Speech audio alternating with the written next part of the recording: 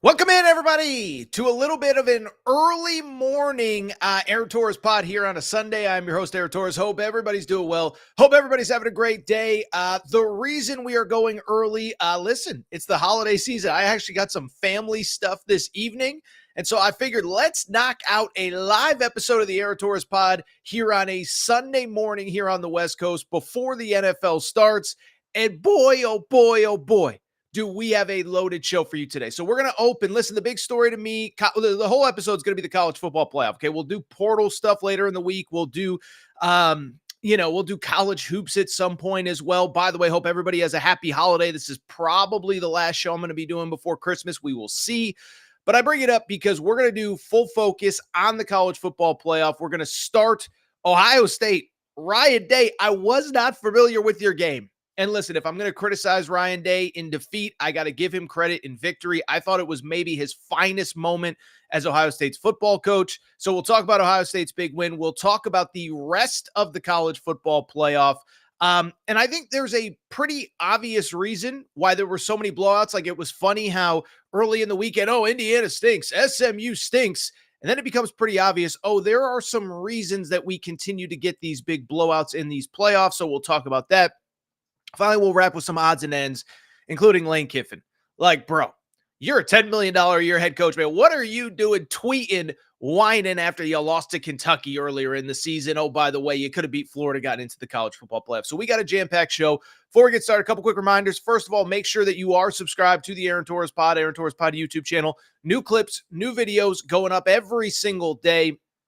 I actually do think that I probably will have some stuff even going up on Christmas, maybe a little bit quick preview on the, on the Oregon-Ohio State game, something like that. But make sure you're subscribed to the YouTube channel. Also, make sure you're subscribed on podcast, Apple, Spotify, wherever you do get your podcasts. If you want to do your boy Torres a solid, go ahead, find the podcast page. I'll drop it in the YouTube chat and leave a 5-star rating and review. You can also, by the way, find us on all the major platforms on social media, Apple, Spotify, Amazon Music, Google Music, but then also Twitter, Aaron_Torres. Hold on one sec and download.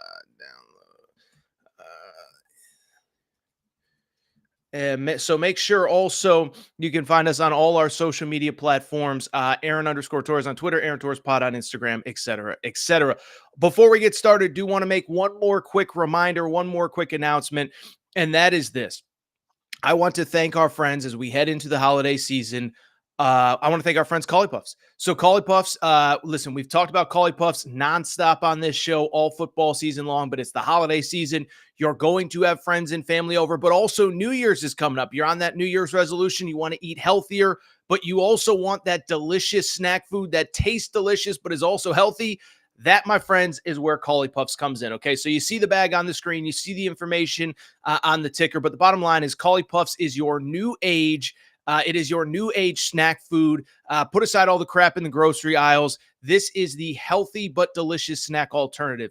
Family-owned company, not far from where I live. The owner, Joey, actually a season ticket holder, goes to football games every Sunday, and he was sitting on the couch one day watching football, and he said, look, I need a healthy snack for me. I need a healthy snack for my kids, and that is where Cauli Puffs comes in.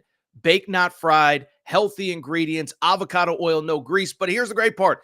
It tastes freaking delicious. And so you don't have to take my word for it, but instead go ahead and learn more and maybe even try some. Do your boy Torres a solid during the holiday season.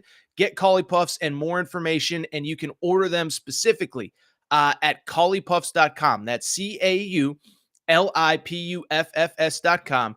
You can also, on top of that, get them on Amazon. So you're on Amazon, you're maybe buying a last minute gift, you're returning gifts, you're doing whatever, but you got stuff in your cart in Amazon. Throw some Cauli Puffs in, try them out. You're going to love them. You don't have to take my word for it.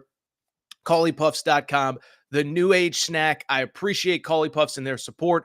Try them out for yourself. With that said, boy, oh boy, oh boy. It is a busy Sunday. By the way, producer Matt is on vacation for the holidays, so Torres is doing all the fonting on his own. But with that said, there is no more time to waste. So let's get to the topic of the day. And the topic of the day, listen, we got to talk college football playoff, right? The first ever weekend of the college football playoff has come and gone. First ever weekend of the 12 team playoff, I should say, has come and gone. And listen, even before I get into some of the negative and some of the blowouts and this and that, let me say, I thought it was so cool to have these games on campuses, have the fans involved, all of that. I said it, we did a little bit of a reaction to the Indiana and SMU games on Saturday. But I bring it up because Friday afternoon, out to lunch with my wife, we're grabbing a bite to eat, and you see College Game Day come on the screen, and you see them on campus at Notre Dame, and you're like, this is really freaking cool. So it's great to have college football playoff games on campus, but let's get into the lead story of the weekend, and the lead story is this.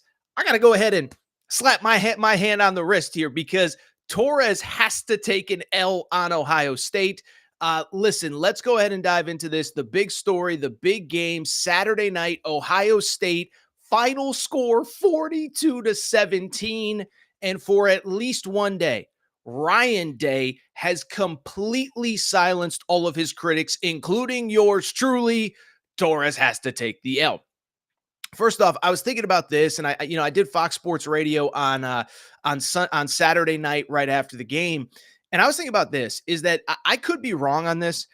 I don't remember anybody all week long making the definitive argument that Ryan Day and Ohio State were going to whoop that Tennessee butt, okay? We heard all week about the Tennessee fan invasion. We heard all week about the possibility of there being thousands of Tennessee fans. There were. And I think that even the people that picked Ohio State to win, everybody was like, this was kind of a back and forth. It could go either way. There were a lot of people like me that picked Tennessee to win outright. And so I'm not going to hide from it. I'm not going to duck it. But I'll also say, I don't really remember anybody making the definitive Ohio State is coming. Ohio State's kicking butt. Ohio State's taking names. Only that's exactly what happened on Saturday night. Truth of the matter is pretty straightforward. This game wasn't close. This game wasn't competitive. This was one of the dominant wins of the Ryan Day era and one of the great wins of the Ryan Day era as well. And what was so cool about this game, again, let's go ahead and give Ryan Day a little bit of credit, okay? What was the argument after the final game of the regular season against you-know-who? It was they tried too hard to get physical and ground and pound, and they got away from what they do well. What happens on the first drive of this game? 5 plays, 75 yards, touchdown pass to Jeremiah Smith, who, with due respect to Travis Hunter, is probably already the best wide receiver in college football, okay? True freshman. He's an absolute beast. After the Michigan game, we said, why did you stop throwing Jeremiah Smith the football? So you get the touchdown on the opening drive. You do what your fans, what everybody in the media, like myself, wanted, which was, hey, feed your stars. Feed your beast. That's exactly what they do. Then from there, 3 and out, Tennessee punt. You score again. What was it? 6-7 plays, another touchdown. You go up 14-0. Then all of a sudden, another 3 and out. You score again. It's 21-0 before anyone can even blink. Okay. And it was funny because if you go back and you look at some of the narratives and some of the conversations about how embarrassing Indiana was, how embarrassing SMU was, I tweeted it out. It was like, if SMU and Indiana were embarrassing, what was Tennessee? Because after the first quarter, Ohio State had outgained Tennessee 205 yards to -3 yards in the first quarter, okay? And so Ohio State dominates the first quarter. And I'll say this, by the way, one thing, Ohio State fans, if you're watching, make sure you're following our Torres on Ohio State page, Torres on Ohio State, for all of my Ohio State coverage. We got a great intern on campus helping me run that account. But what was cool about this game and about this performance is, yeah, you get up 21-0. Ohio State has looked good for quarters before. They've looked good for games before, but they've looked good for quarters before. But what happened in the second quarter? Tennessee gets the ball back. They end up settling for a field goal, whatever. They get the touchdown right before the half. And what was so cool, if you're an Ohio State fan, is your team did face adversity. You're up 21-0. Now all of a sudden it's 21-10 going into the half. Tennessee gets the ball back to start the second half. And everyone's kind of sitting there saying, I don't know. Is this Ohio State thing going to happen again? I know. You get the ball on your first drive. First of all, you force the punt on the first drive. You get the ball to Jeremiah Smith, another touchdown. All of a sudden, it is 28-10 early in the third quarter. You put up another touchdown before the end of the third quarter. And oh, by the way, we know what the fourth quarter became. It became victory formation, cigar smoking time. Because how about this? Ohio State not only put in their backups, one drive they put in Devin Brown, the second string quarterback who's transferring. Next drive, they put in Julian Sayin, the true freshman who's probably going to be the starter next year. Then the final drive, they put in Luke Kineholz, excuse me. Luke Kineholz is his name, right? I'm blank. Lincoln Kineholz. I apologize. They put in Lincoln Kineholz, who's literally the fifth string quarterback, did not play since last year's Cotton Bowl when Devin Brown gets hurt. And so you talk about swaggy Ryan Day going to the fifth string quarterback in the fourth quarter just to prove a point. I loved it. I haven't seen Ryan Day that fired up since he was chirping at Lou Holtz. And Ohio State gets the win 42-17 in absolute dominant fashion. So let's go ahead and break this down. Let's go ahead and share some thoughts. And let me start with the obvious. If I'm going to criticize Ryan Day in defeat, then I have to acknowledge that I believe that was the best game maybe of his career. And the one thing I will say about Ryan Day is that it isn't often that as an Ohio State football coach, there's ever moments where people don't really believe in you, don't really believe that you're going to get the job done. You're Ohio State. You should win every single game you basically play, okay? But what I will say, there have been rare few moments where Ryan Day and Ohio State are truly doubted going into a game.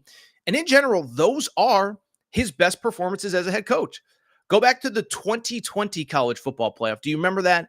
That was the year that the Big Ten only played 4 or 5 games. Ohio State had the weird schedule. Thanks for nothing, Kevin Warren, but that's another conversation for another day. Wasn't Ohio State's fault. But they go into the playoff. People were saying, should they even be in the playoff based on the number of games they played? Remember, you had Dabo Sweeney chirping about Ohio State shouldn't even be here. And then Ohio State smacked that booty, and they destroyed Clemson on their way to a national championship game where they end up losing to Alabama. So that was one of the Ryan Day's best performances. And then 2 years ago against Georgia, 2022 playoff, New Year's Eve. We all remember it. We all remember where we were. And what's easy to forget, Ohio State lost on the final play of the game, field goal, etc. But remember, Ohio State fans, I know you don't need me to tell you, they were in complete control of that game until Marvin Harrison got a concussion, cheap hit by Georgia. I'm not here to relitigate that. But I bring it up because there's really, in my opinion, basically been like 3 times where nobody's really given Ohio State a chance, and those are Ryan Day's best performances. And I would certainly put the Tennessee game on Saturday night in that class as well. By the way, I'll just do a side tangent, and then we'll get back to the modern of Ohio State, because I've been asked about the Michigan thing. Listen, school up north will be quick. I don't want to ruin the moment, Ohio State fans.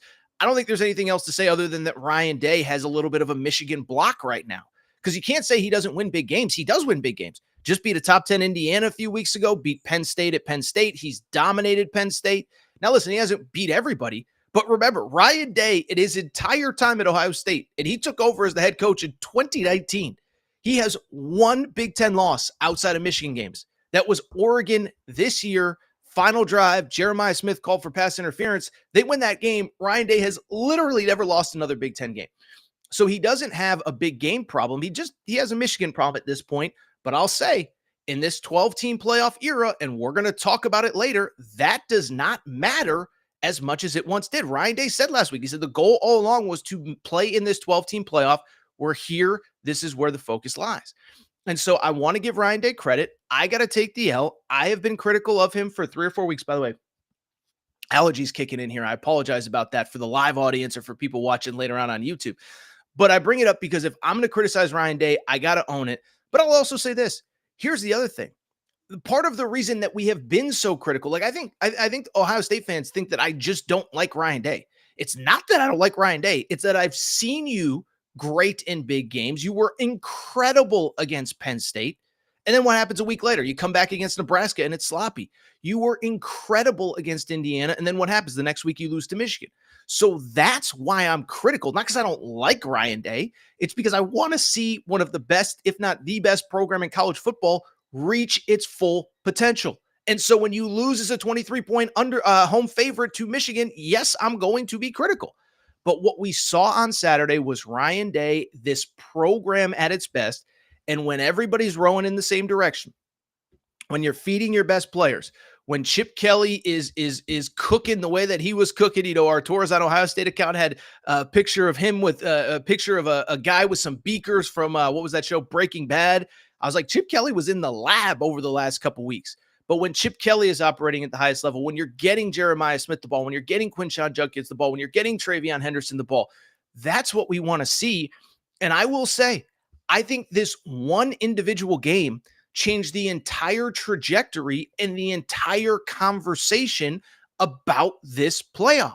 Because coming in, nobody has ever questioned that Ohio State is capable of making a run, capable of beating any team in this playoff.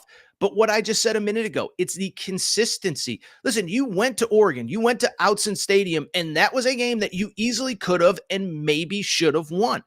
But then again, you take a step back against Nebraska a few weeks later. You win the game, but it was ugly. A couple weeks later, you beat Indiana. Everybody's back on board. Then you let us down again by losing to Michigan. And so I just bring it up because I will say, like I said, this does change the entire conversation of the playoff. Because if we get that Ohio State team, not just the players on the field, but the coaches on the sidelines, fearless Ryan Day, Chip Kelly using everything he has at his disposal, that's the best team in college football. And that's what everybody has been saying all year long, is that this is the best. You ask the bettors, you ask the people that do the power rankings in Vegas, they'll tell you Ohio State's always been the favorite. It's just you don't get it week in and week out. So I could go on and on.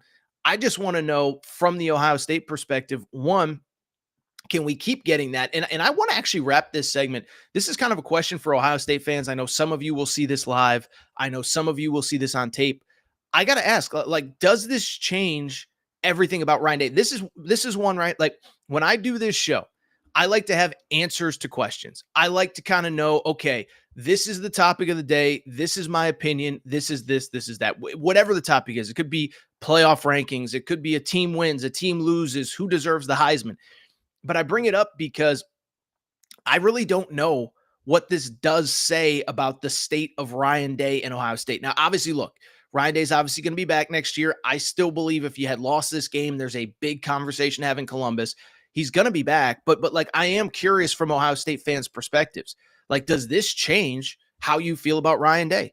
Is it still you lost 4 straight to the school up north? Is it still you have to go on and win a national championship to justify the spending on the staff and the players? That's one thing I don't know. And that's one thing I'll be fascinated to hear from Ohio State fans. And I think we're going to get divergent opinions because I put it out on Twitter. I got divergent opinions. I had some people say, listen, it's still national title or bust. I had some people say, I've always liked Ryan Day. I just don't know why he gets so nervous in the game against the school up north. So it's an interesting time. I'll be fascinated to hear, does this change everything with Ryan Day? Do you still have to make a deep run? What happens if you lose to Oregon next round? Those are conversations for another time. But credit to Ohio State. They've always had the ability to be the best team in college football. And on Saturday night, they absolutely looked the part. And I'll just say this, I will be fascinated to see if they can keep this up because I think it's interesting. The point spreads are out for the college football quarterfinals. Rose Bowl, New Year's Day. Guess what? Ohio State is the 8th seed, is actually a small favorite against Oregon. Now, part of it is they easily could have beaten Oregon in a true road game. So in a neutral environment, what does that mean for this game? I don't know. I'm just here to say I'm curious to hear what Ohio State fans think about Ryan Day. But I think as importantly, we got to give him credit because he was just phenomenal. He was just phenomenal on Saturday night, and so was his team. By the way, Ohio State fans, if you are on Twitter, make sure you're following Torres on Ohio State for all your Ohio State coverage. All right, this is what I want to do. Take a quick break, come back. When we come back, we got to, speaking of coverage, how about everybody burying SMU and Indiana, only for us to end with 4 straight blowouts to finish the college football opening round? I think there's an obvious conversation about why these blowouts happen, but I think there's also an obvious conversation about, is anything ever going to change going forward, or is this just the way of the college football playoff? We'll take a quick break, come back, discuss the rest of the games, but also why so many blowouts in the college football playoff. Quick break, be right. We'll be right. We'll be right back. All right, we're going to get back to the show in a minute, but before we do, Many of you ask me all the time, Torres, what can I do to help support the show? You give me hours and hours and hours of content every single week. What can I do to help you? Well, I'll tell you what, do me a quick favor. Check out the Aaron Torres Media merchandise store for all of your team specific shirts, hats, and more. All available at aarontorresonline.com/merchandise.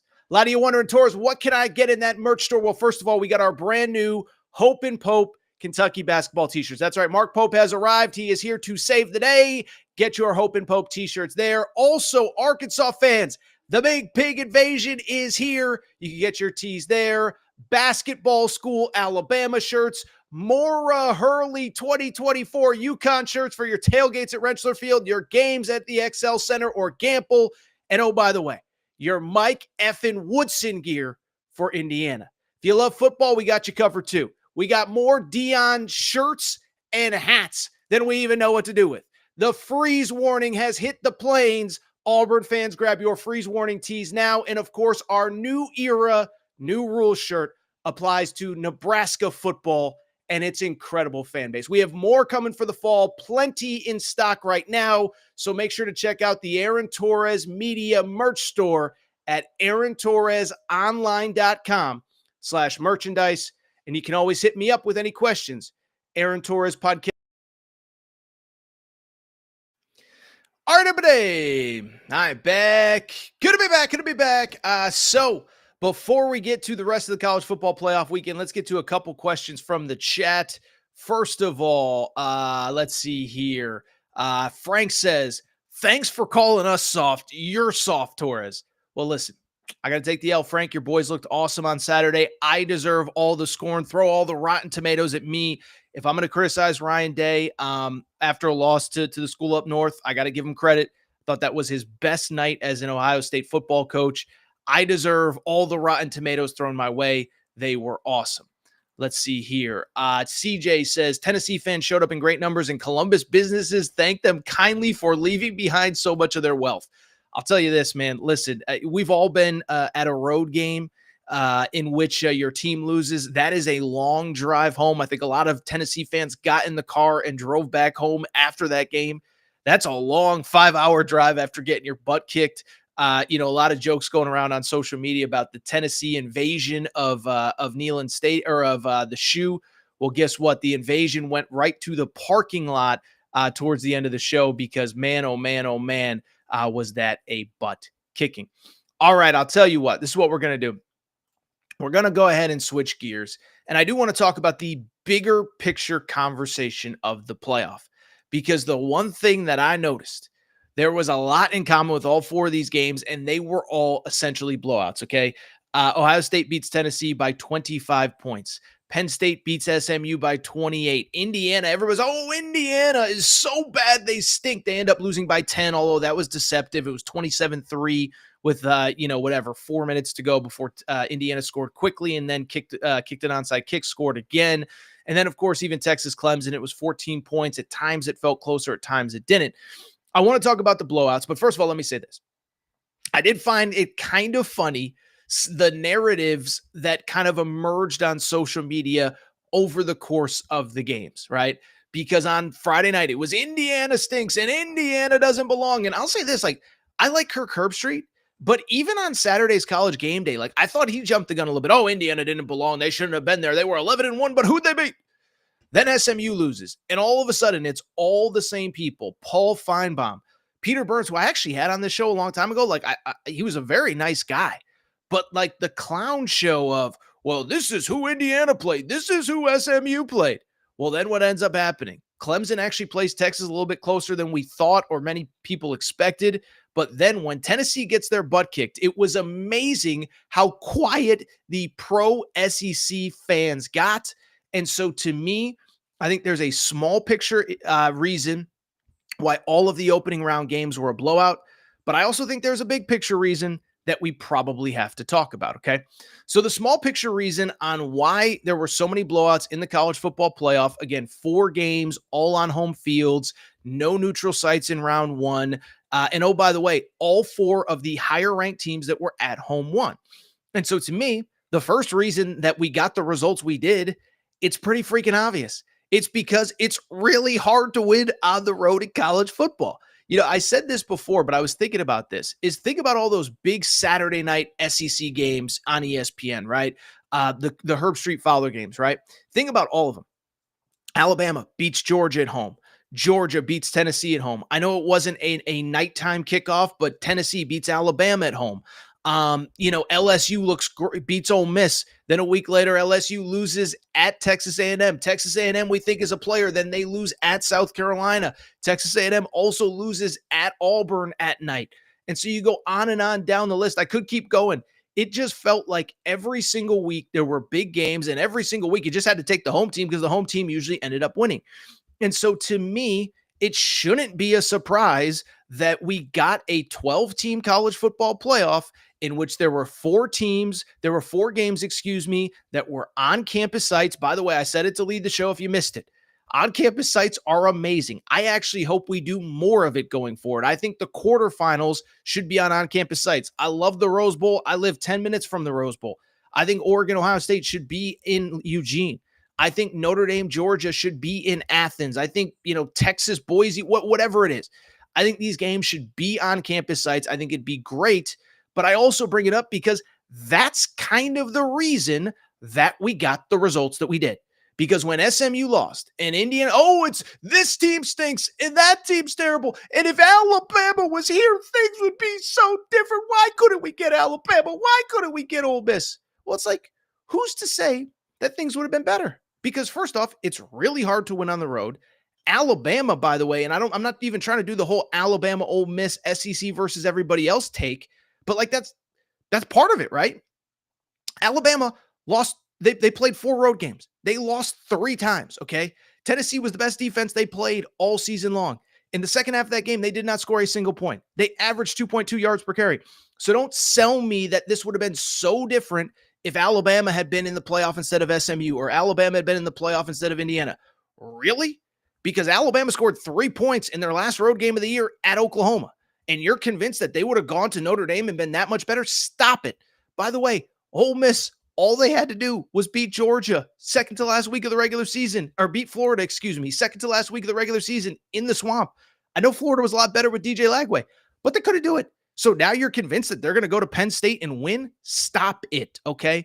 And so first off, my biggest takeaway on why we had blowouts was I just think it's really hard to win on the road, especially when inherently the road team is not as good as the home team. The home team is favored, and in every game, including Tennessee, Ohio State, the home team obviously had a home field advantage. It's not a neutral field. It's not the Fiesta Bowl. It's not the Rose Bowl. Even at Ohio State, even if there were 30,000 Tennessee fans, that's still a 70-30 Ohio State advantage.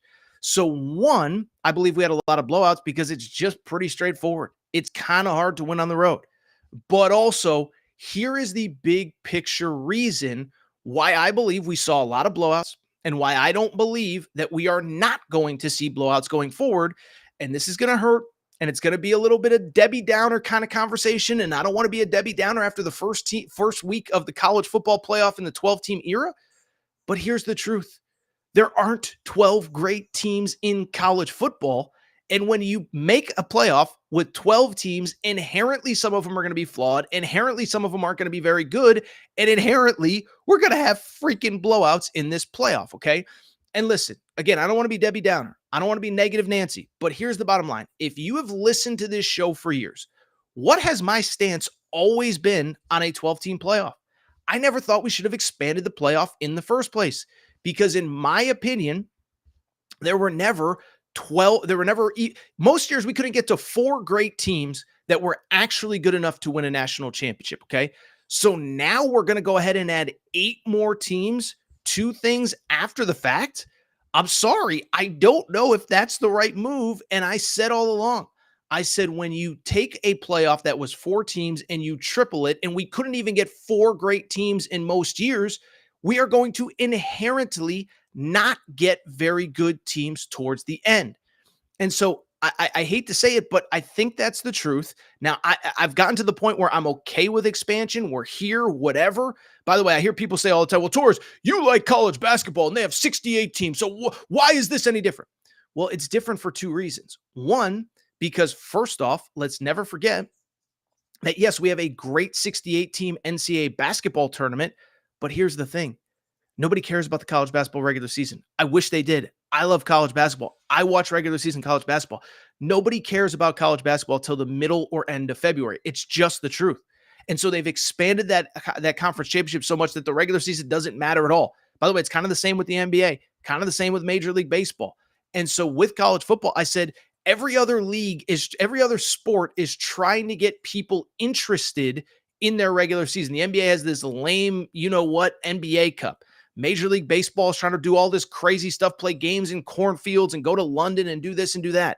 College basketball has a million tournaments to try to get people to care about the sport in November and December. College football already had the best regular season, and now it has been devalued. And you can't tell me that it hasn't been. And this isn't an anti-regular season stance, but the games don't mean as much. They just don't. Ohio State loses to Michigan. They're still in the college football playoff. Tennessee lost at Arkansas. Didn't matter. Penn State loses to Ohio State, and everybody you kind of want to freak out, but you can't really freak out because we all knew they were going to lose to Ohio State, and it doesn't really matter because they're still in position to make the playoff. And so I just bring it up because this was always my argument with the 12-team playoff. There aren't 12 great teams. We struggle to get to 4, and all you're going to do is inherently add teams that aren't good enough to win a championship. And so when I look at the 12-team playoff, listen, this is the gift. This is the curse of a 12-team playoff. It's more games. It's more games that matter. But the counter to that is that when you have more games than matter, you have more teams, and inherently they're not all the same. And so it doesn't really matter if it's this year, next year, year before, year after. We're going to get flawed teams in. And by the way, it's not just the teams that we're in. Yes, SMU was flawed. Yes, Indiana was flawed. But here's a dirty little secret. Alabama was flawed too. I hate to tell you, Alabama really had no offense except for chucking the ball up to Ryan Williams and praying, and also Jalen Milroe running the football. And what happens when you slow down Jalen Milroe? They lost at Tennessee.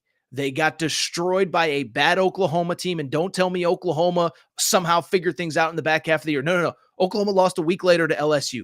Oklahoma had lost their previous 3 FBS games prior to playing Alabama. So don't tell me that Oklahoma has some secret sauce to beat Alabama. No, Alabama was flawed. Now, if they had gotten in, I wouldn't have really fought it. It is what it is. By the way, Ole Miss was flawed. Don't tell me they weren't. They played Kentucky at home and couldn't beat them. We're going to talk about Lane Kiffin in a minute. But I just bring it up because I think this is the reality of the 12-team playoff. And I'll also add this. Something else we talked about, I think with these imbalanced leagues, with these 18, 17, 16-team leagues, this is going to keep happening. It's all going to be about who's on your schedule, who do you take advantage of, who do you not take advantage of, and who do you play and who do you not? Because you'll look at basically everybody that played yesterday. What was the secret? They kind of avoided the best teams in the regular season in their conference. Ohio State didn't, and that's why they were playing in an 8-9 game instead of as a first-round bye. But look at the teams that were playing yesterday. Tennessee, I can tell you who they beat. They beat the 4th best team in the SEC. That was Alabama. And then they proceeded to beat the 10th best team in the SEC, Florida, in overtime, the 12th best team, Vandy, the 13th best team, Oklahoma, the 15th best team, Kentucky, the 16th best team, Mississippi State. That's indisputable. They avoided Texas in the regular season. They avoided South Carolina in the regular season. They avoided Ole Miss. They avoided LSU. So part of it is just an imbalanced schedule. It's not just an Indiana thing. It's also a Tennessee thing. It's also, by the way, a Texas thing. That was my big thing all weekend. Texas, if you're arguing SMU shouldn't be in, there's nothing on Texas' resume that says that Texas should be in. Texas did not play Tennessee, Alabama, South Carolina, LSU, Ole Miss. That's kind of in Missouri as well. These were Texas's wins against the SEC. They beat the 10th ranked team, Florida, the 11th ranked team, Arkansas, the 12th ranked team, Vandy, the 13th ranked team, Oklahoma, the 15th ranked team, Kentucky, and the 16th ranked team, Mississippi State. They didn't beat any of the other top 9 teams in the SEC if you take out Texas. And so it's not just an Indiana problem. It's a bigger picture college football problem. But I just bring it up because I think this is the future of this playoff. Is you're going to get some teams that are crazy battle tested, that are really good, that probably should have gotten buys like Ohio State.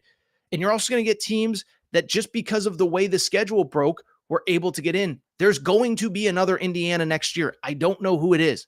Maybe it's whoever. It's I can't think of anybody off the top of my head. Maybe it's Illinois. Maybe it's Purdue. Maybe it's whatever. But somebody's going to take advantage of a schedule where they don't play Ohio State. They don't play Michigan. They don't play whoever's good. The same in the SEC. Somebody's going to take advantage of a schedule. By the way, it's who it's probably going to be next year? It's probably going to be Texas as well. Look at the SEC has the same schedule, so they're going to play the same teams. Texas won't play Ole Miss. Texas won't play Tennessee. Texas won't play Alabama. And so this is the new world. We have to accept it. But I also think we have to be smarter about just, Tennessee or SMU doesn't belong. Indiana doesn't belong. It's like all these teams, once you get past team 4, 5, 6, like they're all flawed. Even Ohio State. Ohio State maybe is the best team in the country. But Ohio State also lost to a 6-5 Michigan team 3 weeks ago. So this is the reality. This is why we have so many blowouts. It's not just home field advantage. It's once you get past team 3, 4, 5, there's going to inherently be a lot of teams that are flawed. So spare me that Alabama would have definitively done better than Indiana. Really? Because the last time they played on the road, they scored 3 points. Ole Miss would have definitively been better than SMU. Really? Because the last time they went on the road, they lost to Florida as a 10.5-point favorite. No disrespect to Florida. DJ Lagway's awesome. Guess what? Penn State's better than Florida. So I don't want to hear it. And I think this is what people wanted, a 12-team college football playoff. And as my buddy Barrett Salih from Outkick said, he said the crazy thing about a 12-team playoff, you got to find 12 teams to put in that bracket. So I think that's an interesting thing. A lot of people talking about the blowouts, and I do think that's just going to be a reality of the situation. Really quickly before we get out of here. By the way, let's see here. You moron. There's usually 2 to 3 teams every year who can win. Yeah, there's 2 to 3 teams. Even think about this year. How many teams do you actually think can actually win the championship? 2, maybe 3. It's Oregon, Ohio State if they play like that, Georgia if Gunnar Stockton is any good. Like I don't know if Texas can win it. Texas, Quinn Ewers was great yesterday. Is he going to be great going forward? I don't know. So the point I'm trying to make, this is the new world. It is reality. Once you get past team 4, 5, 6, everybody has flaws. And whether it was Alabama or Indiana, whether it was Ole Miss or SMU, whether it was South Carolina or whoever, you're going to have flawed teams in. That's just the reality. Really quickly before we get out of here, drop your comments in the comment section. We will get to them before we go. We got to talk about our boy Lane Kiffin, okay? And so this is where producer Matt is on vacation, and it's a bummer because he always does a great job of pulling up all these graphics, et cetera, et cetera. But did you see your boy Lane Kiffin on social media over the course of the weekend? Because let me just say, not Lane Kiffin's finest moment as a college football coach, okay? So Lane Kiffin, obviously, with Ole Miss. Ole Miss is out of the playoff. Ole Miss certainly had their chances. If Ole Miss hadn't lost to Kentucky at home, they would have been in the playoff. Even after losing to Kentucky at home, if they had beaten Florida on the road off of a bye, they would have been in the playoff. But yeah, none of it mattered to our old buddy Lane Kiffin because Lane Kiffin on social media was going off, at least for a certain part of the college football playoff. Friday night, Indiana, Notre Dame. The rest of us are enjoying the game. The only people that aren't enjoying it, by the way, are all the SEC network people that wanted a 5th, 6th, 7th, 8th SEC team in and Lane Kiffin. Because on Friday night, here is what Lane Kiffin tweeted during the Indiana Notre Dame game. Again, I'm sorry we don't have the graphic to show you, but here is what Lane Kiffin tweeted. He said, really exciting, competitive game, college football playoff. Monocle emoji, kind of looking at it. Great job, 2 exclamation points. So clearly Lane Kiffin wasn't happy. Clearly Lane Kiffin felt like if we had been in this game, things would have been so much better. Then, just when we thought it was done, just when we thought maybe Lane Kiffin is going to stop whining, what ends up happening?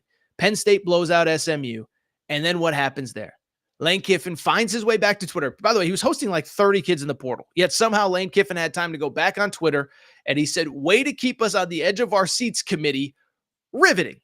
So on the one hand, this is actually pretty funny. On the other hand, it's kind of a clown show and it's kind of an embarrassment for Lane Kiffin, okay?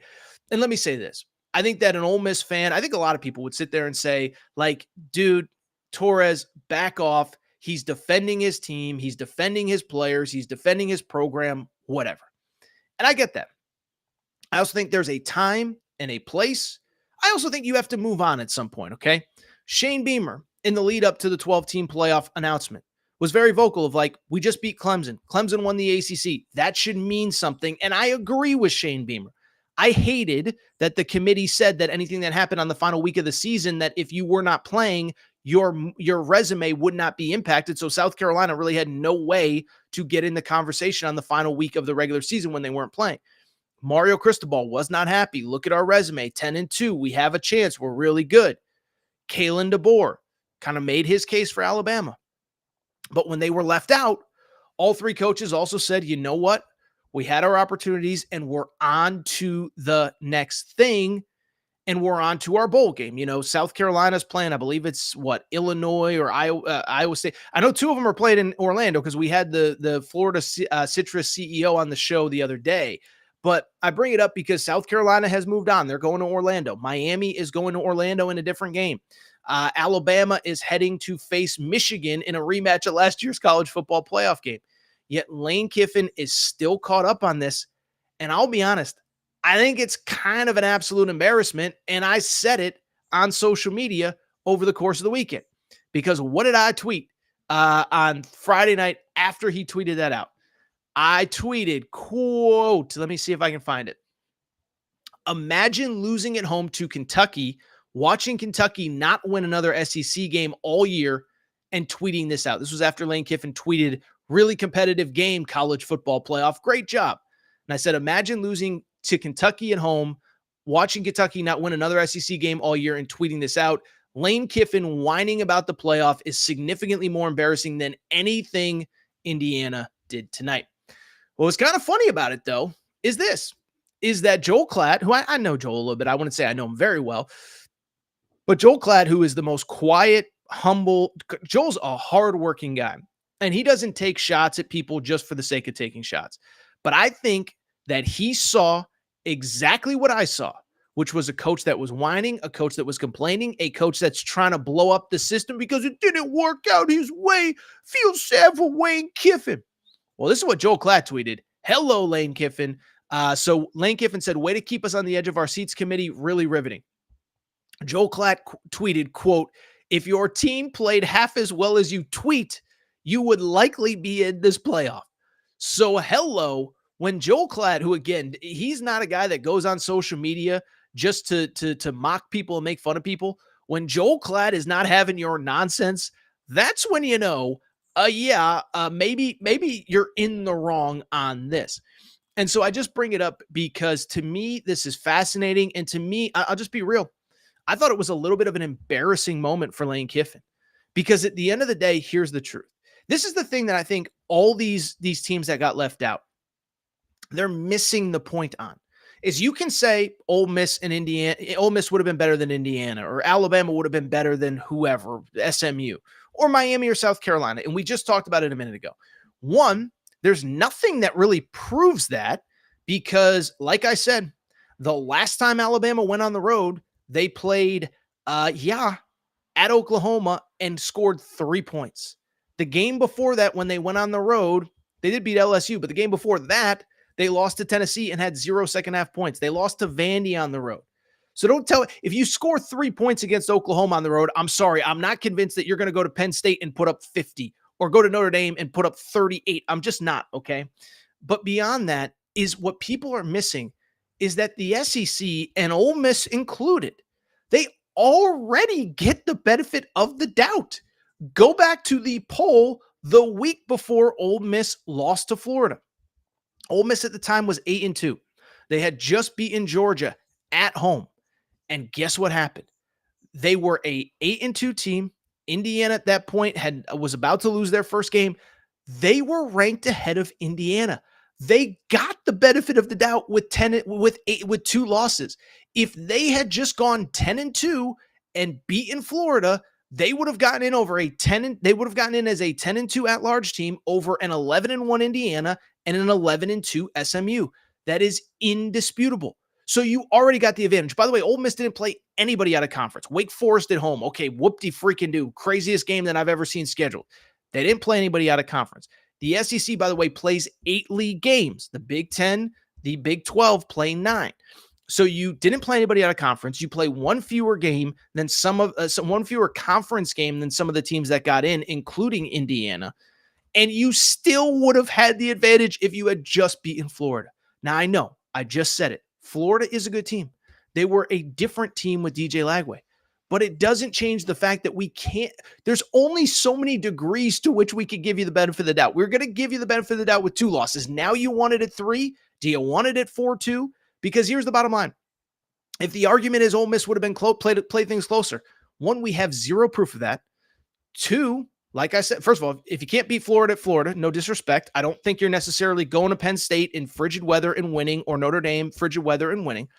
But 2, here's the other thing, is that, we gave you the benefit of the doubt. Like, at what point, like if you got a 4th loss, are we still supposed to give you the benefit of the doubt? If you get a 5th loss, are we still supposed to? And don't tell me, well, Vegas lines say this and Vegas line. Well, guess what?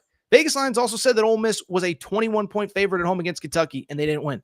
Vegas lines also told me that Florida was a 10.5-point home underdog against Ole Miss and won outright, beat Ole Miss. And so if you're going to argue that, well, if Vegas says, then why are we even playing the season? If it's just about the Vegas number and who would win in a hypothetical game, then let's not even play a season. We don't need to. Because guess what? Just crown the champ in August. Who would have been this year? Ohio State, Texas? Doesn't really matter. Just crown the champ. Why are we even playing a season? Because when you play a season, funny things happen. Like Alabama loses to Vandy. Like Alabama gets smoked by Oklahoma. Like Miami loses to Georgia Tech and Syracuse when they have a chance to get in.